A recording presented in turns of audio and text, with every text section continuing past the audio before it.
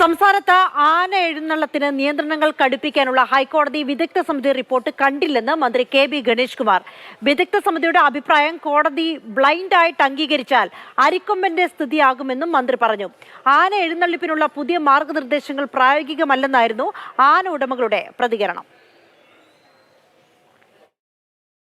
വിദഗ്ധ സമിതി കൊടുത്തല്ലേ ഉള്ളൂ. അവിടെ ഇനിയും എല്ലാവരും അഭിപ്രായങ്ങൾ കോടതി കേൾക്കുമല്ലോ. കേട്ടിട്ട് വിദഗ്ധ സമിതി കൊടുത്ത് ബ്ലൈൻഡായിട്ട് വിദഗ്ധ സമിതിയെ സ്വീകരിച്ചാൽ അരിക്കൊമ്പൻ്റെ സ്ഥിതിയാവും. അത്രയേ ഉള്ളൂ. മനസ്സിലായില്ല. ഇപ്പോൾ അരിക്കൊമ്പൻ തിരിച്ചു വേണമെന്ന് പറഞ്ഞ് നിങ്ങൾ തന്നെ ജനങ്ങളെല്ലാവരും മാധ്യമങ്ങളും കരയുകയാണ്. ഏതാണ് കാരണം? ഹൈക്കോടതിയിൽ നിന്നിട്ട് വിദഗ്ധന്മാർ കൊടുത്ത റിപ്പോർട്ടിൻ്റെ അടിസ്ഥാനത്തിലാണ് ആന തമിഴ്നാട്ടിലായത്.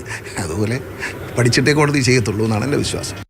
ഇപ്പോൾ വസ്തുതകൾ മനസ്സിലാക്കാതെയാണ് ഈ റിപ്പോർട്ട് കൊടുത്തിട്ടുള്ളത് എന്നാണ് ഞങ്ങൾക്ക് മനസ്സിലാക്കുവാനായിട്ട് സാധിച്ചത്. കാരണം 2012 നാട്ടാന പരിപാലന ചട്ടത്തിൽ പറഞ്ഞിട്ടുള്ള കാര്യങ്ങൾ പോലും തെറ്റാണെന്നുള്ള രീതിയിലാണ് വ്യാഖ്യാനിച്ചിട്ടുള്ളത്.